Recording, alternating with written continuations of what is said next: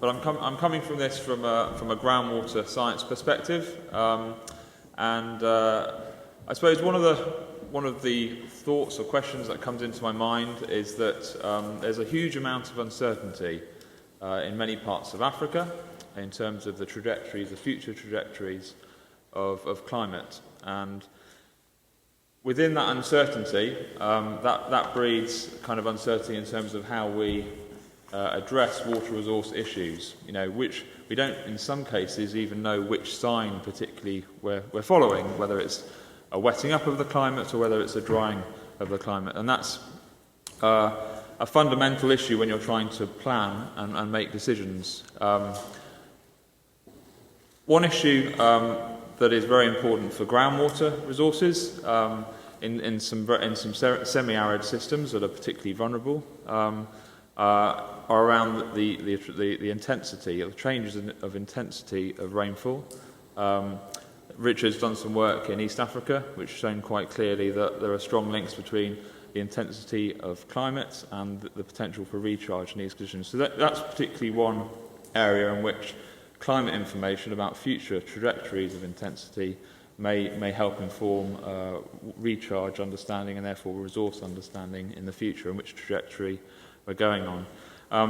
The other issue is around the changes in the seasonality of the rainfall. So are the long rains and the short rains in East Africa, for instance, going to be changing in amounts and also in timings, and what effect that's going to have on the agricultural systems that are currently being used and the crops that are being used, and therefore the livelihoods that are built around those. And what are the changes in terms of those patterns going forward, and how do we adapt to that through either using other sources of water to buffer against the changes in the seasonality, and also in urban areas how we address issues such as flooding, whether there's going to be more intense flooding. We know there's going to be a huge amount of urbanisation going on in Africa, potentially more runoff and more flooding in urban areas. How we address that and how we plan for that in a potentially, well, for East Africa, potentially wetting up situation they're predicting. I suppose I'm not a climate scientist, I'm a hydrologist, but I suppose one of the kind of stumbling blocks for integrating climate science into policy and into planning is the whole uncertainty. And I think if we can narrow down some of that uncertainty, be clearer maybe in our messages, and try and that is one of the key barriers I see probably to the usefulness of climate information going forward.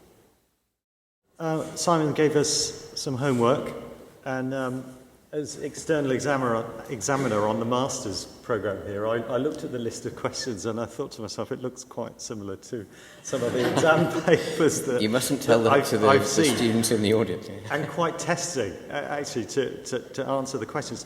So anyhow, there were 5 questions, and I'm not going to answer all of them, but I'm going to structure my answer around what are seen as 3 key concepts that are relevant to the use of climate information and different types of information.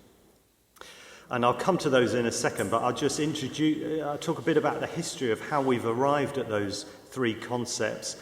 And that is through the history of seasonal climate forecasting in Africa, which has to some extent been a world leader in terms of both the science of the predictability of the climate system on longer term timescales than weather timescales, and also as a test case of how do we build institutional capacity and how do we get society more interested in the potential for long-term information coming about aspects of the climate system. So it dates back to the mid-1980s with the Sahel drought and a recognition by researchers at the Met Office actually about contrasts in the Atlantic Ocean sea surface temperatures, which could be used as a predictor of the rainy season 2 or 3 months in advance. Since then, we've realised that there are other areas where there is seasonal forecasting potential in parts of Africa and other parts of the tropics. A lot of it is associated with the El Nino Southern Oscillation in the Pacific. Now, because we discovered this potential for seasonal forecasting a long time ago, the UK Met Office and other institutions have been producing seasonal forecasts on an operational basis and an experimental basis for decades now. What that has meant is that there has been a building of communities around the potential, the development of seasonal forecasts and the potential use of those forecasts in different sectors in different parts of Africa. So in water resources, in the agriculture sector, in the food security, early warning sector. And success has been sort of sporadic in a way. There are some good examples of use and application, but there are many challenges which have been identified. And that brings me to the three concepts, because people have looked at this potential use of information in quite a lot of detail. And the three issues that come out of it are salience, which is how relevant the information is to potential users.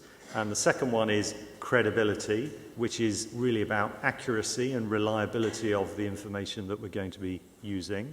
And the third one is legitimacy.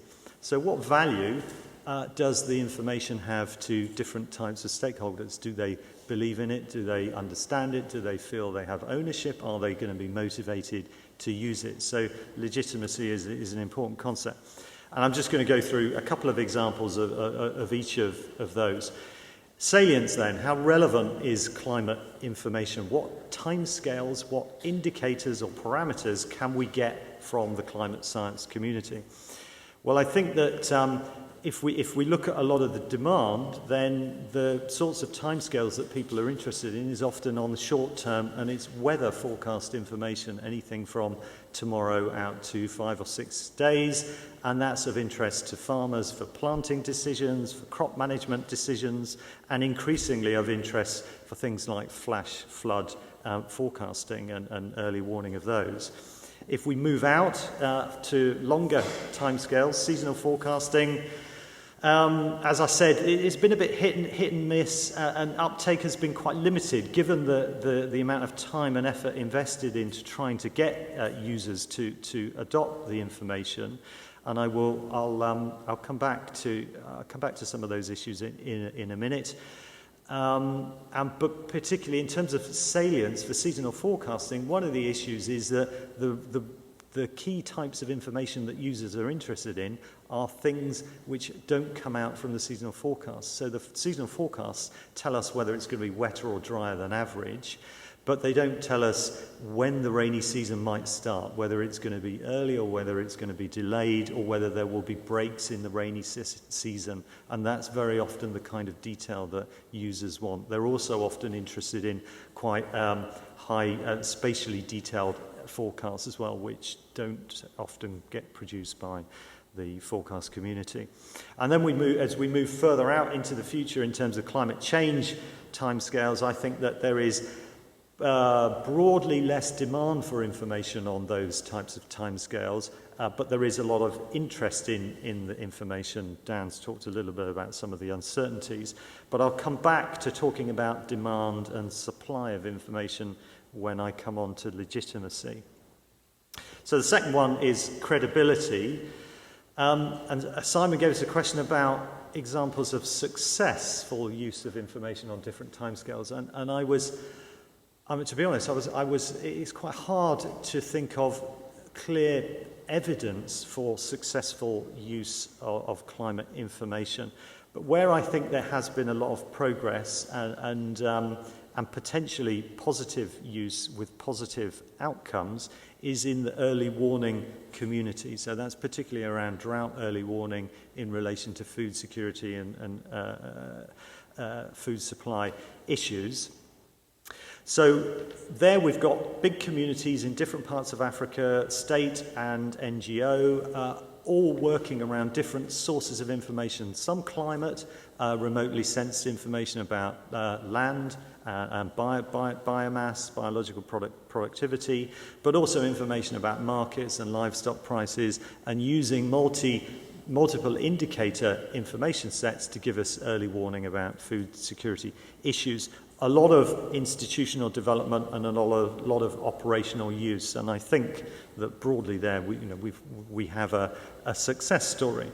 But my second point about this, in terms of credibility of information, is that we don't have a strong evidence base to be able to say where we can demonstrate added value of the information which has been provided to the communities. We don't have the counterfactuals. We don't know what would have happened in the absence of the early warning systems, given drought situations and so on. So there is a bit of a knowledge gap in terms of the post hoc evaluation of the effectiveness of a lot of the information provision which is out there. And the one example that is very current at the moment would be to look at the drought in Ethiopia and to ask the question, well, we look at the outcomes of that over the next few months. We've had pretty effective early warning of it and the issue that it represents to people. What will the response be like? And have lessons been learned over the last 2 or 3 decades in relation to food security and early warning in there? So there are issues about credibility in terms of the confidence that users can put into the forecast information which is being produced by the scientific communities. And then finally, I wanted to just say a little bit about legitimacy. And legitimacy is, well, very much about the ownership and understanding of the information which is being produced by communities that I'm involved with. It's important here, and we've learnt a lot from the seasonal forecasting communities about the need to integrate information with local understandings and local perceptions of weather, of agro-ecosystems, and to be able to try to provide that information in an understandable way to the potential users of that information.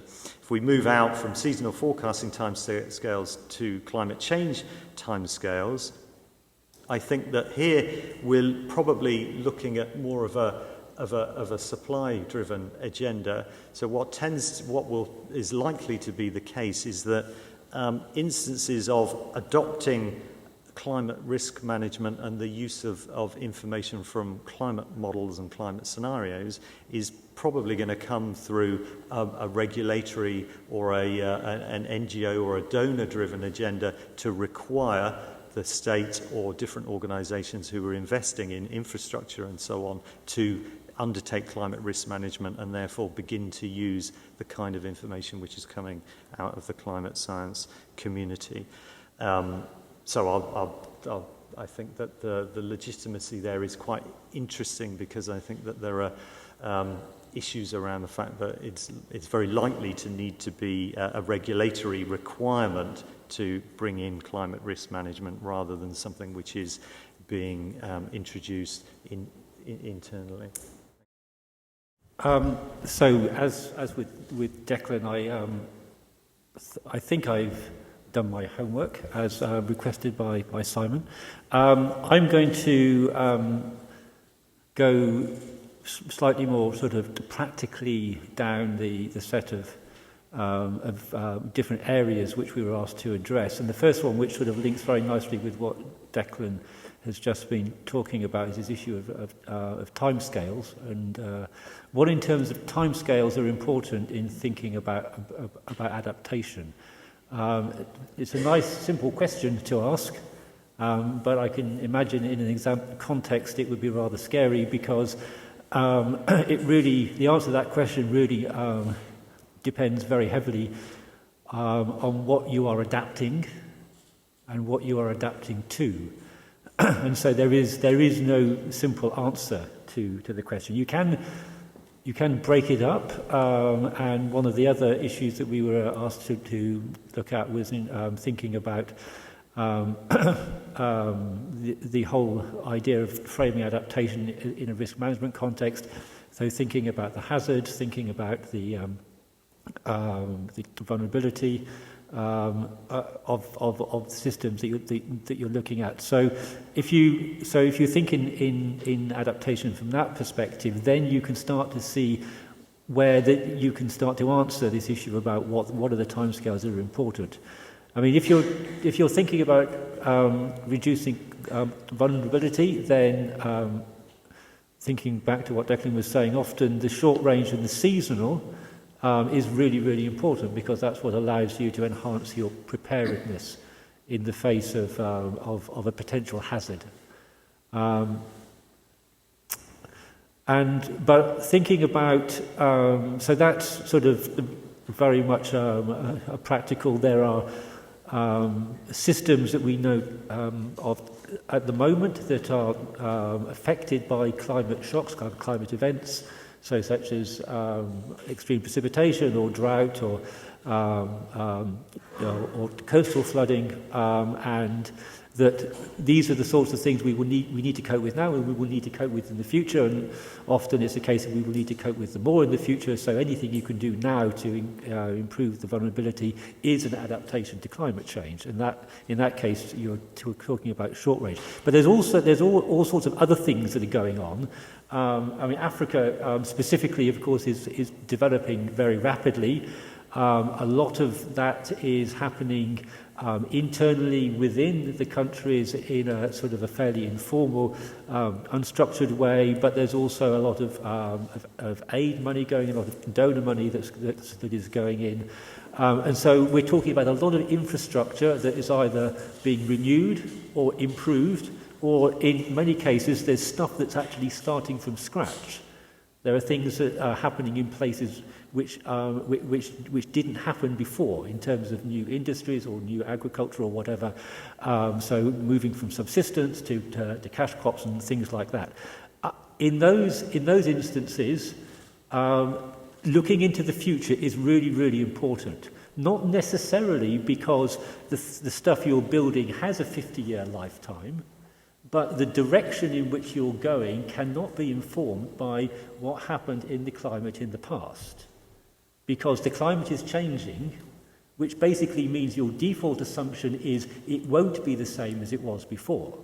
So in that case, some good, solid information about what the future is going to bring, and that solid information can be, thinking about the point that Dan made at the beginning, it can be that we don't actually know whether it is going to get wetter or it is going to get drier. But if you are developing new systems and you don't know what the climate is going to bring, but you do know it's not the same as it was before, then you have to be building systems that are more resilient and can cope with these different options. So just because we don't know exactly what's going to happen in the future doesn't mean to say we don't have enough information about the future to be able to do stuff now which is going to make our systems more resilient in the future. So saying that we don't know in the future means that we don't care about climate change really is not an option. So we always need, if you're building new infrastructure or if you're developing new aspects of your economy in your country, you have to be looking at the future. One of the points that Declan made as well was about these longer term things being more sort of donor driven in some sense. And that actually is certainly the case because adaptation to climate change, of which there is a lot of talk about and there potentially is a lot of money around for that, you will only get that money if you can show that what you are investing that money in is going to be making you more resilient in the future. So yes, it is a donor-driven agenda, but it is for very, very good reasons that it should be like that. So anyway, so that's thinking about timescales. One of the points that Declan made was a question around successes.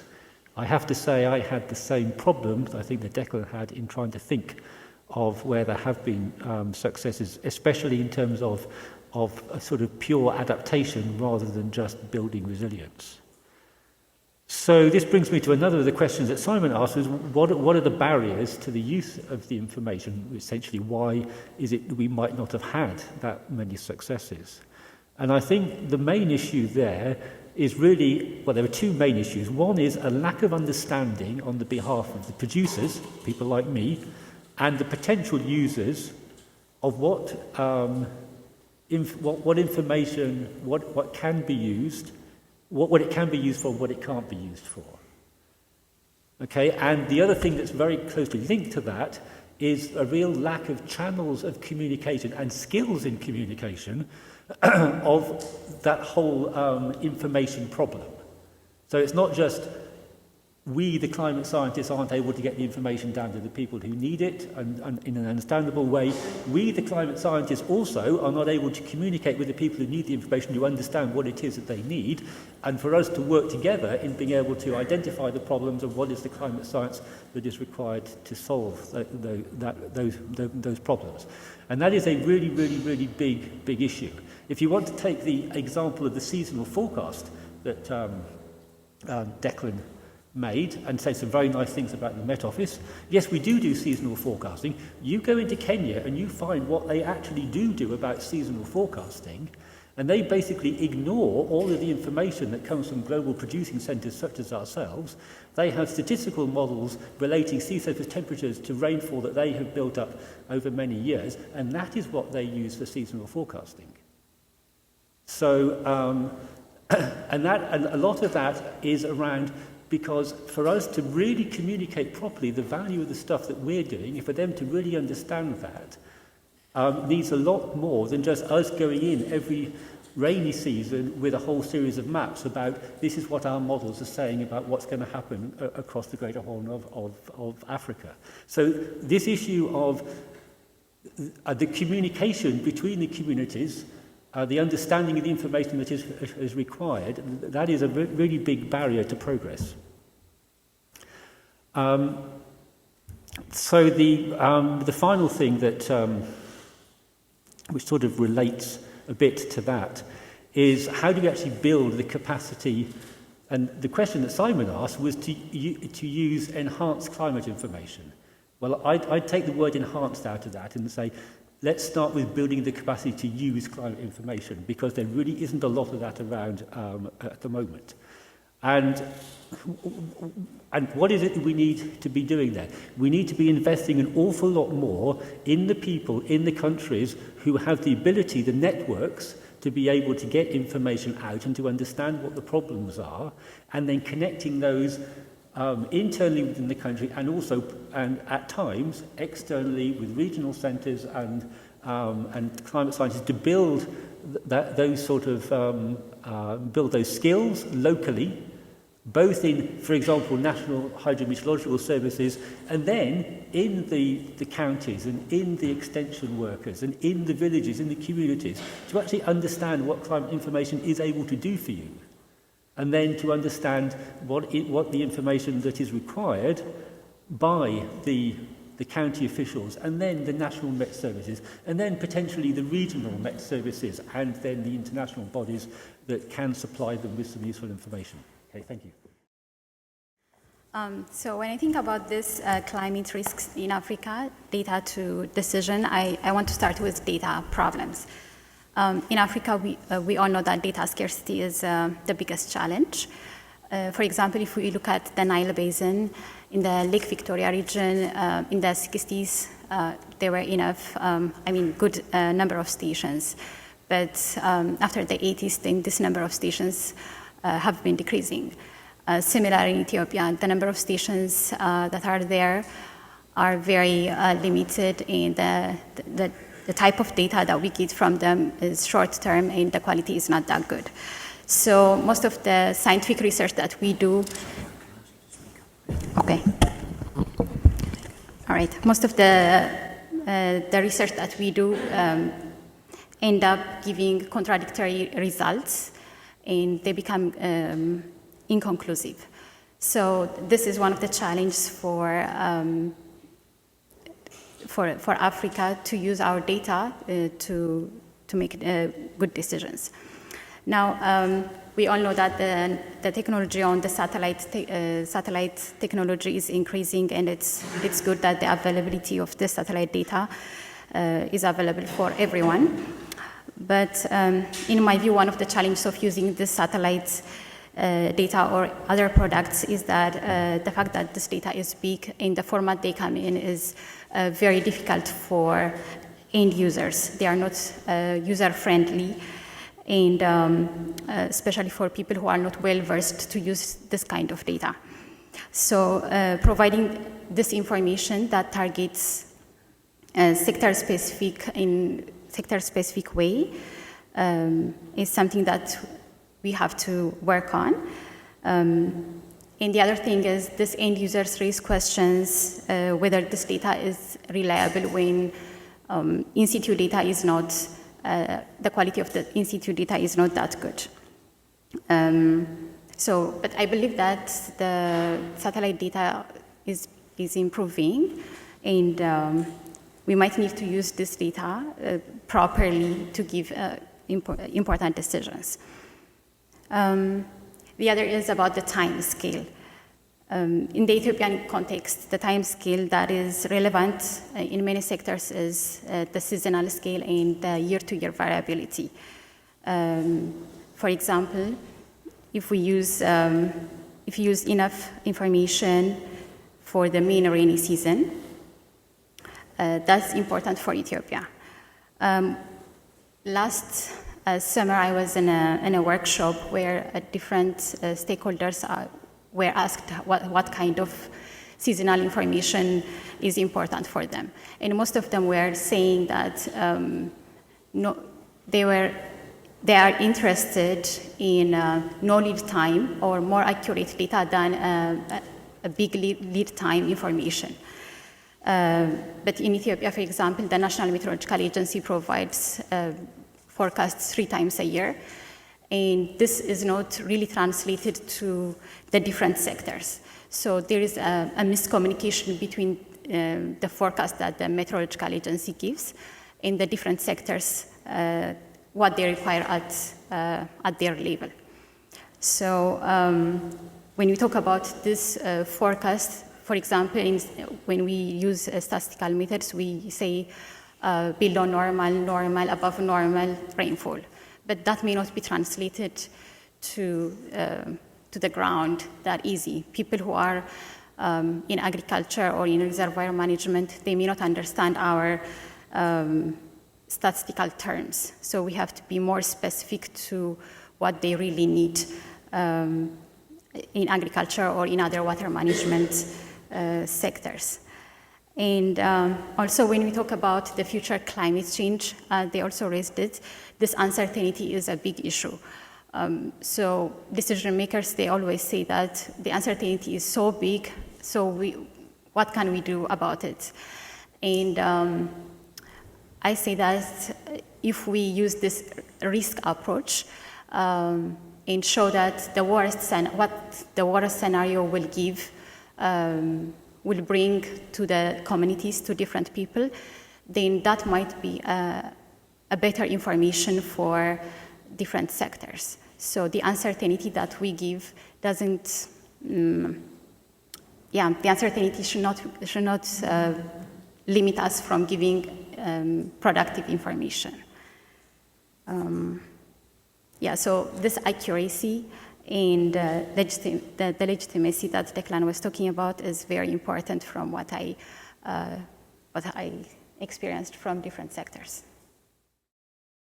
It occurs to me that there are 2 strands to the remarks which people have made. One is that we have a number of technological advances which provide better forecast capability on a range of different timescales, and we've heard about the technological advances that underpin those, better modelling, remote Earth observation, and things like that.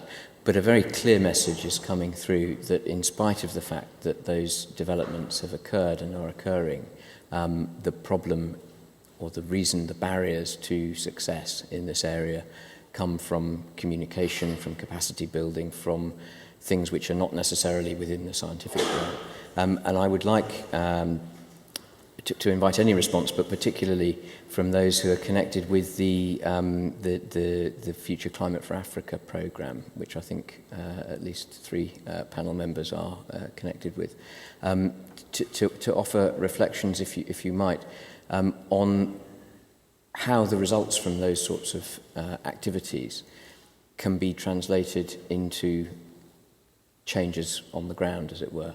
Is there a link between those things, or does that programme focus pretty much on the development of climate science? I can't give a particularly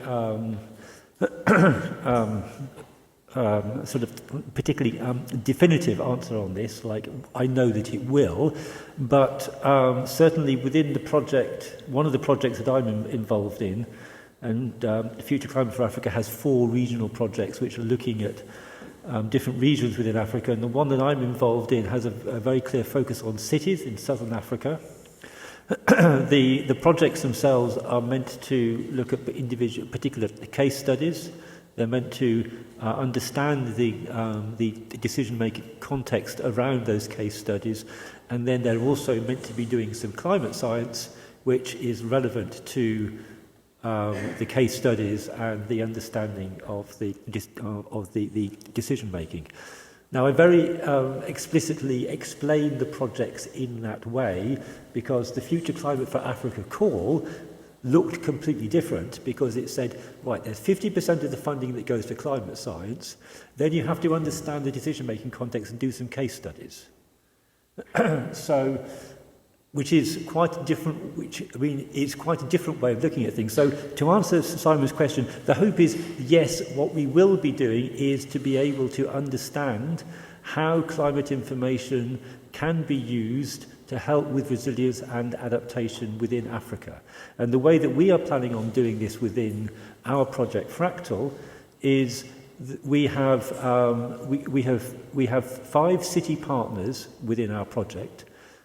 So three cities in, so we have in Mozambique, Namibia, and Zambia. So the capital cities of each of those, Maputo, Lusaka, and Windhoek. And then in Southern Africa, we have 2 actually non-funded partners who were so excited by the project that they wanted to come into the project, which is Cape Town and Durban. And we are going to set up what we call city learning labs in each of these cities, having an embedded researcher who's working in the city administrations to find out what the issues in those cities are around energy and water, and then to learn by working with the city administrations and the embedded researchers, what are the science questions which would be relevant to those particular problems, and then to go away and do some climate science to be able to understand how that particular issue in that city could be addressed through good application of climate science. So if that all works out as is the theory, then I think the answer to your question is yes, that is what we will be doing. I was going to use a slightly different, well, I use an example of the sort of conceptual approach that we're taking. I think that we have, to go back to those 3 concepts, I think that there is a credibility issue in relation to future climate change, in the fact that for many parts of Africa we have very high levels of uncertainty about the way rainfall patterns are going to evolve, to the extent that for many parts it is as likely to get wetter as it is to get drier, and it's very difficult for us to put any likelihood or confidence to the future direction of change there. And on top of that, we have quite high levels of decadal variability, sequences of wet and dry years, which climate change will map onto, that generates high levels of uncertainty. And that means when you're talking to different stakeholders that it's a difficult issue to get across to them because of the high levels of uncertainty. So we face a credibility issue, and I think there are 2 ways around that.